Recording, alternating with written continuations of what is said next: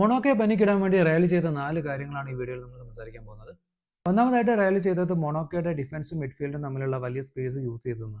അതിനവർ യൂസ് ചെയ്തത് ബെല്ലിംഗാമിനെയാണ്. അപ്പോൾ ബെല്ലിംഗാം എന്താ ചെയ്തതെന്ന് വെച്ചാൽ ഹാഫ് ടേണിൽ ബോൾ കളക്ട് ചെയ്യും മൊണോക്കയുടെ ബോക്സിലേക്ക് ചാർജ് ചെയ്യാനും തുടങ്ങി.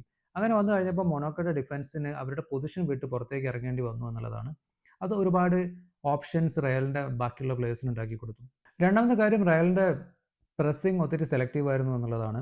മൊണോക്കോയുടെ ബിൽഡപ്പ് ഫേസിൽ അവരൊട്ടും പ്രസ് ചെയ്തില്ല.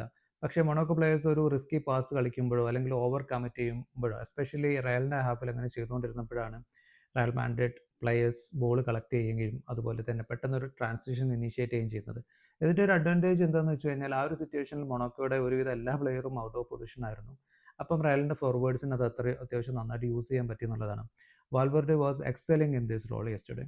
മൂന്നാമതായിട്ട് റയൽ ചെയ്തത് പിച്ച് നന്നായിട്ട് സ്ട്രെച്ച് ചെയ്ത് രണ്ട് വിങ്ങിലൂടെയും അവരുടെ ബിൽഡപ്പ് തുടങ്ങി എന്നുള്ളതാണ്. അങ്ങനെ ചെയ്ത് കഴിഞ്ഞപ്പം മൊണോക്കോയുടെ ഫുൾ ബാക്സ് എല്ലാം പെട്ടെന്ന് ഐസൊലേറ്റ് ആവാൻ തുടങ്ങി. അങ്ങനെ വന്നു കഴിഞ്ഞപ്പം റയലിൻ്റെ റണ്ണേഴ്സിന് സെൻട്രലി ഒരുപാട് സ്പേസ് വരികയും അവരത് നന്നായിട്ട് യൂസ് ചെയ്യുകയും ചെയ്തു എന്നുള്ളതാണ്. പിന്നെ ഈ റോൾ ഇന്നലെ നന്നായിട്ട് ചെയ്യുന്നുണ്ടായിരുന്നു. കാര്യം നാലാമത്തെ കാര്യം ഓൺ ദ ബോൾ ആണെങ്കിലും ഓഫ് ദ ബോൾ ആണെങ്കിലും റയൽ മാഡ്രിഡ് അവരുടെ ഷേപ്പ് കീപ്പ് ചെയ്യാൻ പറ്റി എന്നുള്ളതാണ്. അതായത് ബെല്ലിംഗം ചാർജ് ചെയ്ത് പോകുമ്പോഴും വാൽവെർഡെ ഇൻവേർട്ട് ചെയ്യുന്നത് കൊണ്ട് അവർക്ക് അവരുടെ മിഡ്ഫീൽഡ് നമ്പേഴ്സ് എപ്പോഴും അല്ലെങ്കിൽ ആ ഒരു കൺട്രോൾ അവർക്ക് നഷ്ടപ്പെട്ടില്ല എന്നുള്ളതാണ്. മൊണോക്കോയെ സംബന്ധിച്ചിടത്തോളം അങ്ങനെയായിരുന്നില്ല. അവർക്ക് അത്യാവശ്യം പൊസിഷൻ ഉണ്ടായിരുന്നു. പക്ഷേ അവർ ഒത്തിരി ഹൈ പ്രസ് ചെയ്യുമ്പം അവരുടെ ഷേപ്പ് മൊത്തമായിട്ട് അവർക്ക് നഷ്ടപ്പെട്ടു പോകുന്നുണ്ടായിരുന്നു. അവിടെയാണ് റയൽ ഇന്നലെ ശരിക്കും അഡ്വാൻറ്റേജ് എടുത്തതും അതുകൊണ്ടാണ് മൊണോക്കോ ഇന്നലെ ഇത്രയും ഗോളുകൾ കൺസിഡർ ചെയ്യാനും കാരണമായതെന്നാണ് എനിക്ക് തോന്നിയിട്ടുള്ളത്.